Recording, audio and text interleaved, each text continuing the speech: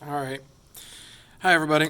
We're going to be talking about multiplying and dividing integers and in word problems today. So you'll notice in your assignment you kind of have two things to do. You have 10 questions that you need to answer on Google Classroom. Uh, the 10 questions are actually multiple choice.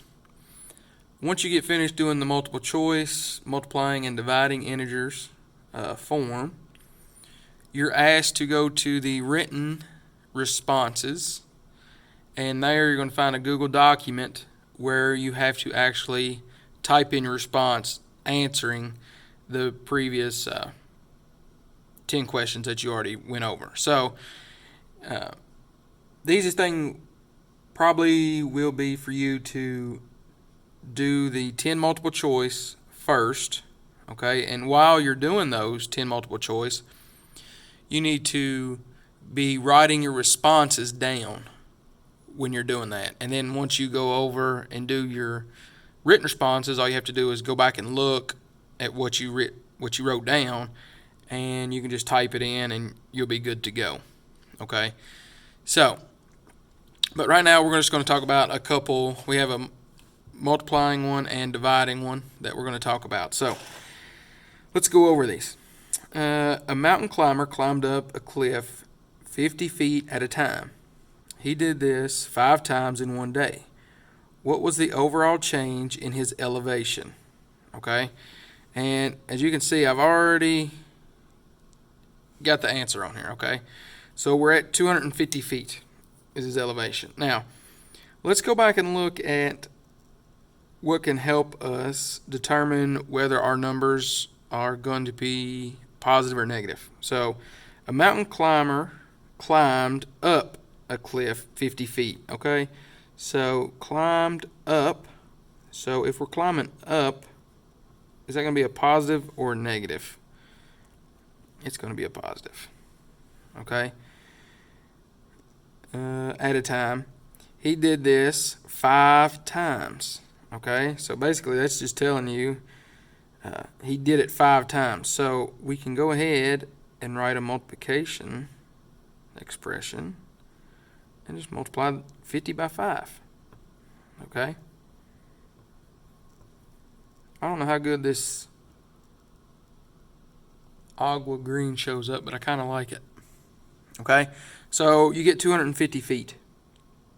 Now, remember, when you're doing a word problem, unless it's a multiple choice, you should respond to it in sentence form. Okay? So let's think about this. A mountain climber climbed up a cliff 50 feet at a time. He did this 5 times in one day. What was the overall change in his elevation? Okay? So let's think of a pretty decent sentence. So, if a mountain climber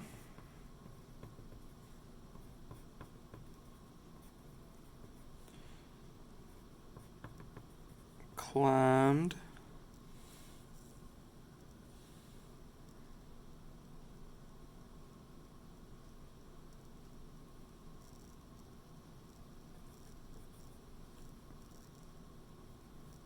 up 50 feet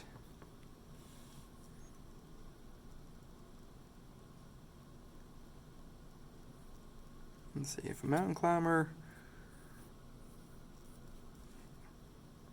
I did climber again, climbed up 50 feet and he did this 5 times, the overall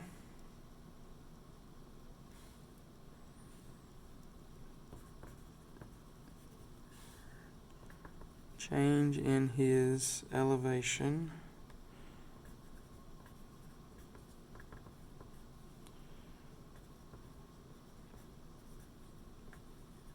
would be 250 feet. Okay? So if a mountain climber climbed up 50 feet, you can put a cliff in there too, and he did this 5 times, the overall change in his elevation would be 250 feet. Okay? All right. So make sure we're looking for keywords up to help us determine if it's going to be a positive or negative. All right, let's look at this one. Flora made 3 withdrawals of $75 each from her bank account. What was the overall change in her account? Okay, as you notice, I already have the answer right here. So, now we have a negative $225. Where are we getting a negative from? Withdrawals, right? So we've talked about this before. A withdrawal, you're pulling money out of your account. Okay? So if you pull money out of your account, it's going to be a negative. So basically we have negative $75. Okay? She made 3 withdrawals, so we multiply that by 3. Okay? And then when we multiply a negative and a positive, when they have different signs, remember that we're always left with a negative product. Okay? All right, so again, let's come up with a decent sentence here that we can answer with. So, if Flora made 3 withdrawals of $75 each, her overall